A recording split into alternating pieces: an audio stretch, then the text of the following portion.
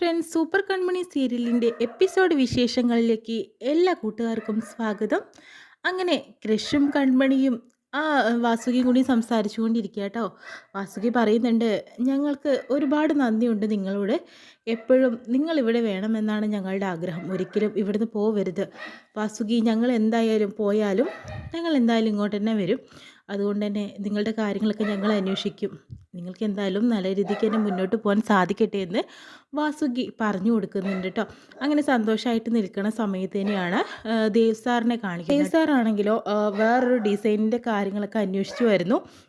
അതിനുശേഷം തന്നെ അവിടേക്ക് ഭാഗ്യശ്രീയും അതുപോലെ തന്നെ ലാലയും കൂടി വരുന്നുണ്ട്. അതെന്തിനാന്ന് വെച്ചിട്ടുണ്ടെങ്കിൽ ആ ഡിസൈന് സാഗറിനെ കൊല്ലാനുള്ള പ്ലാനിങ് ഉണ്ട് എൻ്റെ അച്ഛനും അമ്മയ്ക്കും. അത് ദേവ് സാറിനോടൊന്ന് പറയണം. മാത്രമല്ല അത് സാഗർ സാറിൻ്റെ മുന്നിൽ അവതരിപ്പിക്കണം. ബലരാമൻ ചേട്ടൻ എന്തായാലും സാഗർ സാറിൻ്റെ മകനാണെന്നുള്ളത് അത് പറയാൻ വേണ്ടിയിട്ടാണ് നമ്മുടെ ഭാഗ്യശ്രീയും അതുപോലെ ലാലിയും അങ്ങോട്ട് വരുന്നത് കേട്ടോ. അതിനുശേഷം തന്നെ ദേവ്ജി സംസാരിക്കുന്നുണ്ട്. ഇത് ലാലിയല്ലേ, എന്താ ലാലി വന്നത്? അപ്പോൾ ഭാഗ്യശ്രീ പറയുന്നത്, ഞാൻ ഭാഗ്യശ്രീയാണ്, ബലരാമൻ്റെ അനിയത്തിയാണെന്ന് പറയുന്നുണ്ട്. എനിക്ക് മനസ്സിലായി, കൺമണി പറഞ്ഞിട്ടുണ്ട് ഭാഗ്യശ്രീയെക്കുറിച്ച്. എന്താ വന്നത്, ഇരിക്കുമെന്ന് പറയുന്നു. ഇരിക്കാനൊന്നുമില്ല സർ, കാരണം എനിക്ക് വളരെ ഇമ്പോർട്ടൻ്റ് ആയിട്ടുള്ളൊരു കാര്യം പറയാൻ വേണ്ടിയിട്ടാണ് ഞങ്ങൾ വന്നിരിക്കുന്നത്.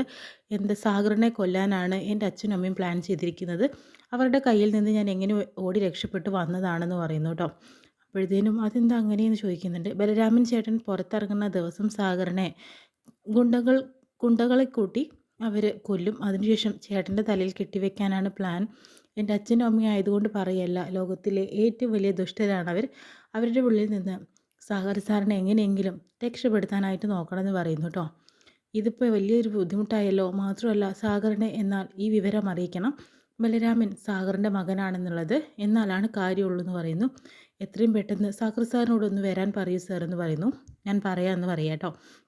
ആ സമയത്ത് തന്നെയാണ് സുജു സാഗറിന് ഒരു ചായ കൊണ്ടേ കൊടുക്കാനായിട്ട് പോകുന്നു കേട്ടോ. ആ സമയത്ത് തന്നെ അടിപൊളി ചായയാണ്, എൻ്റെ പ്രിയതമ്മ ഉണ്ടാക്കിയതല്ലേ, എനിക്ക് അത്രമേൽ ഇഷ്ടമാണ് അതെന്ന് പറയുന്നു കേട്ടോ. എന്താ സാഗർ നോക്കിക്കൊണ്ടിരിക്കുന്നത്? ഒരുപാട് മെയിൽ വന്നിരിക്കുന്നു ആ ഡിസൈനെ കുറിച്ച്. അതുപോലത്തെ ഇനിയും ഡിസൈനുകൾ വേണമെന്നാണ് പറയുന്നത്. കൺമണി മിടുക്കിയാണ്, അവൾ സൂപ്പറാണെന്ന് പറയുന്നു കേട്ടോ. പക്ഷേ സുജുവിനാണെങ്കിലോ മനസ്സുകൊണ്ട് കൺമണി ഇപ്പോഴും ഇഷ്ടമാണ്, പക്ഷേ അത് അംഗീകരിക്കാൻ കുറച്ച് ബുദ്ധിമുട്ടായിട്ട് ഇരിക്കണം കേട്ടോ. അപ്പോഴത്തേനും എനിക്ക് എന്താണാവോ രാവിലെ മുതൽ കൈയൊരു വേദന, വല്ലാത്തൊരു ബുദ്ധിമുട്ട്, ഇപ്പോൾ ഇതാ നെഞ്ചൊരു വേദനയുണ്ടെന്ന് പറയുന്നു. സാഗർ നമുക്ക് ഹോസ്പിറ്റലിൽ പോകാമെന്ന് പറയുന്നു. അതൊന്നും വേണ്ട, ഗ്യാസിൻ്റെ വല്ല പ്രശ്നമായിരിക്കും, നീ ടെൻഷനൊന്നും അടിക്കേണ്ട, നീ ആ ചായ ഇങ്ങ് തന്നേ. അങ്ങനെ ആ ചായ കുടിക്കുമ്പോൾ സാഗറിന് ഒട്ടും വയ്യാണ്ടാവുന്നു കേട്ടോ. അങ്ങനെ നെഞ്ചുവേദന വന്നിട്ട് സാഗർ അവിടെ വീണ് പോകുന്നു. അങ്ങനെ ചേച്ചിയമ്മയെ മാനസേ ഓടിവായോ എന്ന് പറയുന്നു. അങ്ങനെ രണ്ടുപേരും ഓടി വരുന്നു. എന്ത് പറ്റി അനിയൻകുട്ടാന്ന് പറയുന്നു. സാഗറിനൊരു നെഞ്ചുവേദന ചേച്ചിയമ്മേ, എന്താണെന്നറിയില്ല എന്ന് പറയുന്നു. അയ്യോ എന്ത് പറ്റി എന്നൊക്കെ പറഞ്ഞിട്ട് ആകെ ടെൻഷൻ അടിച്ച് നിൽക്കുന്ന സമയത്താണ് ദേവ് സാർ വിളിക്കുന്നത് കേട്ടോ. ഈ രഹസ്യം പറയാൻ വേണ്ടിയിട്ടാണ് ദേവ്ജി സുജു ആണ് ഫോൺ എടുത്തത് കേട്ടോ. ദേവ് സാർ, സാഗറിന് തീരെ വയ്യ, നെഞ്ചുവേദന, ഒരു കാര്യം മഹിയൊന്ന് ഇങ്ങോട്ട് വിടുമോ എന്ന് ചോദിക്കുന്നു കേട്ടോ. നിങ്ങൾ എത്രയും പെട്ടെന്ന് ഹോസ്പിറ്റലിലേക്ക് പോകാനായിട്ട് നോക്കൂ, മഹി അങ്ങോട്ട് എത്തിക്കോളൂ എന്ന് പറയാം കേട്ടോ. അപ്പോഴത്തേനും ദേവ്ജി പറയുന്നുണ്ട്, സാഗറിന് ചെറിയൊരു നെഞ്ചുവേദന, ഹോസ്പിറ്റലിലേക്ക് പോയിരിക്കുകയാണ്, ഞാനിന്ന് പോയിട്ട് വരാമെന്ന് പറയുന്നു. അപ്പോഴത്തേനും ഭാഗ്യശ്രീക്കും ലാലിക്കും ആകെ വിഷമമാവുന്നുണ്ട്. കാരണം ഇപ്പോഴും ആ രഹസ്യം പറയാൻ പറ്റാണ്ടായല്ലോ, ഇനിയിപ്പോൾ എന്താ ചെയ്യാമെന്ന് ആലോചിച്ചിട്ട് അതിനുശേഷം തന്നെ വീണ്ടും ബലരാമനെ കാണിക്കുന്നു കേട്ടോ. അങ്ങനെ ബാലുവും അതുപോലെ സുമിത്രയും കൂടി വന്നിരിക്കുകയാണ്. വീണ്ടും സോപ്പിടാൻ വേണ്ടി വന്ന് നിൽക്കുകയാണ് ചെയ്യുന്നത്. അതിനുശേഷം തന്നെ കുറേ കാര്യങ്ങൾ തുറന്ന് പറയുന്നു. നിന്നെ ഞങ്ങൾ ഒരുപാട് സ്നേഹിച്ച് വളർത്തിയതാണ്, ഞങ്ങളെ എത്രമേൽ സാഗർ ഉപദ്രവിച്ചിട്ടുണ്ടെന്ന് നിനക്ക് പറയാൻ പറ്റില്ല. അവർ ഞങ്ങളുടെ നെഞ്ചത്താണ് ചവിട്ടി നിന്നിട്ടുണ്ടായിരുന്നത്. അതുകൊണ്ട് തന്നെയാണ് ഞങ്ങൾക്ക് ഇത്രയും പക, അല്ലാതെ മോനോടുള്ള ദേഷ്യമോ വാശിയോ കൊണ്ടൊന്നല്ല ഞങ്ങളിങ്ങനെയൊക്കെ ഓരോന്ന് ചെയ്തു വച്ചിരിക്കുന്നത്. അപ്പോൾ സുമിത്ര പറയുന്നുണ്ട്, നിന്നെ തെറ്റിദ്ധരിപ്പിച്ചിരിക്കുകയാണ് ഭാഗ്യശ്രീ. അതെന്തുകൊണ്ടാണെന്ന് മോനറിയോ? ചെറുപ്പം മുതലേ അവൾക്ക് നിന്നോട് ദേഷ്യം ഉണ്ടായിരുന്നു.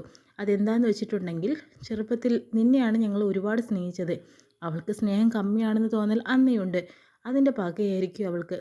പക്ഷെ ഞങ്ങൾ പറഞ്ഞത് മോൻ എന്തായാലും അനുസരിക്കണം, മോൻ എന്തായാലും പറഞ്ഞത് കേൾക്കുമെന്ന് പറയുന്നു കേട്ടോ. പക്ഷേ നമ്മുടെ ബലരാമനാണെങ്കിലോ ഇവർ പറയുന്ന ഒന്നും തന്നെ കേൾക്കാതെ അങ്ങോട്ട് പോകുന്നു കേട്ടോ.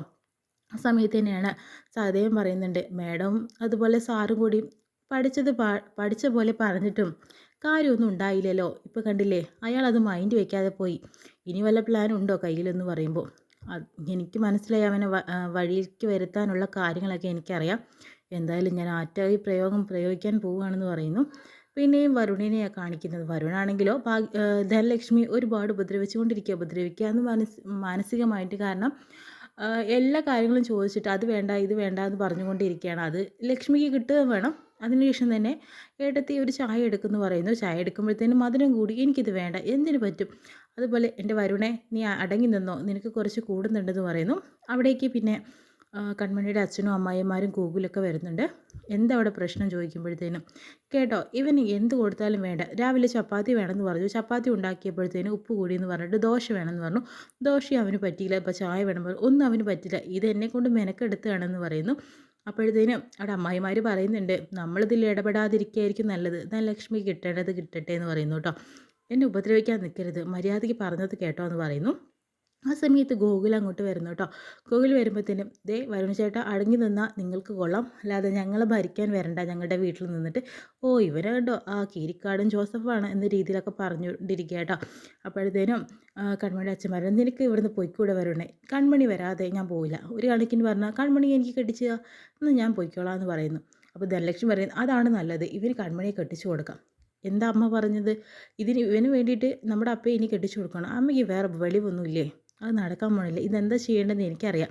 എൻ്റെ ഫ്രണ്ട്സിനെയും വന്നിട്ട് ഞാൻ നിന്നെ അടിച്ച് ശരിയാക്കുമെന്ന് പറയുന്നു. കണ്ടോ ഇവൻ്റെ സ്വഭാവം കണ്ടോ.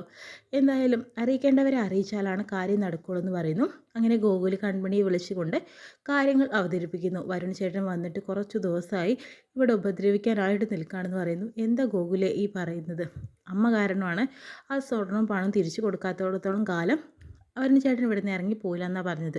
നിൻ്റെ അമ്മയായതുകൊണ്ട് പറയല്ല, അവളൊരു ദുഷ്ട സ്ത്രീയാണെന്ന് പറയുന്നു. ഒരു കണക്കിന് പറഞ്ഞാൽ അമ്മ തിരിച്ചു കൊടുക്കാമെന്ന് പറഞ്ഞിട്ടും അയാൾ പോകുന്നില്ല. അത് അപ്പയുടെ കയ്യിൽ നിന്ന് തന്നെ തിരിച്ചു കിട്ടണം. അപ്പയുടെ കയ്യിലല്ലേ തന്ന ആൾ തന്നെ തിരിച്ചു വാങ്ങണം എന്നൊക്കെ അയാൾ പറയുന്നത്.